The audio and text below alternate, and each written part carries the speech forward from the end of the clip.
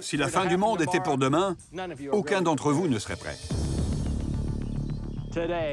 Mes enfants ne savent pas ce qui les attend aujourd'hui.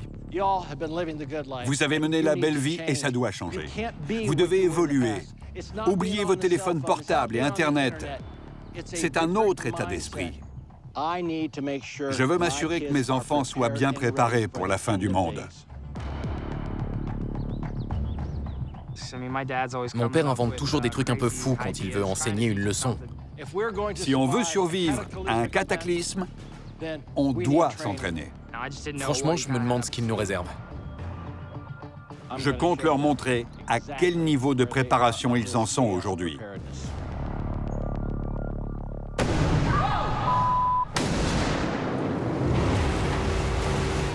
Je vais les tester. Ils vont vite comprendre que je ne plaisante pas.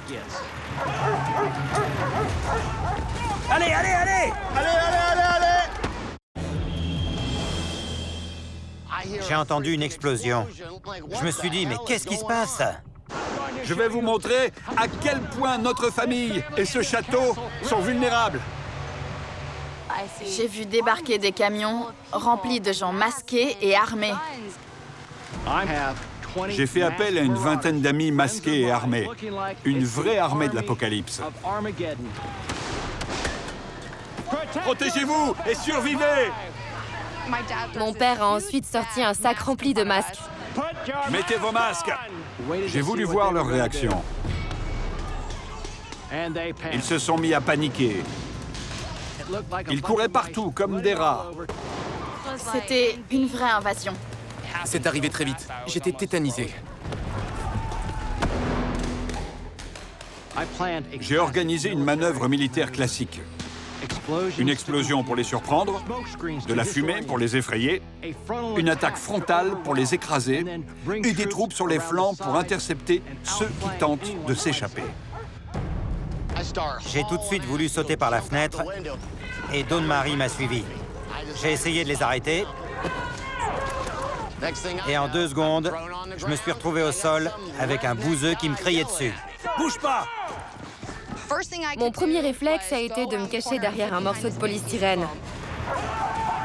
Allez, allez, allez, allez! Quand le dernier assaillant est entré, je me suis sauvée et je me suis mise à courir. Michael a tenté de me défendre. Cours! Cours!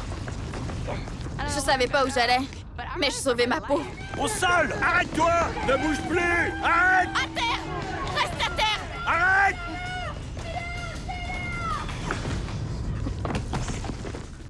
On n'avait aucun moyen de se défendre. Aucun. J'ai sauté par la fenêtre et j'ai couru, mais j'avais nulle part où aller. J'ai dit à terre! Ces types étaient prêts à me descendre. Ils m'ont collé un flingue sur la tempe et là, ils m'ont dit « bouge pas ». Je vais te coller une balle dans la tête!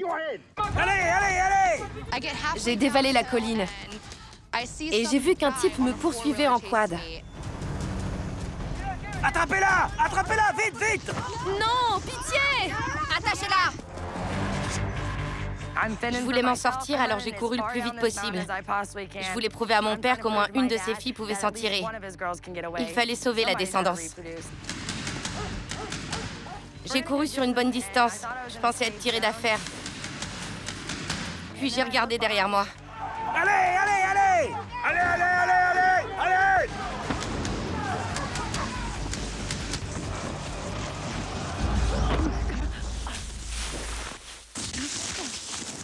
5 types se sont jetés sur moi et m'ont maintenu au sol.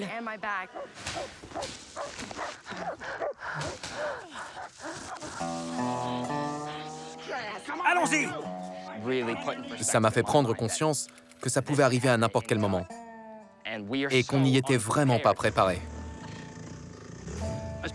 J'ai servi 4 ans dans l'armée en tant qu'instructeur. Je sais comment entraîner les gens. Je sais quand ils sont prêts. Et ce n'est pas le cas de mes enfants.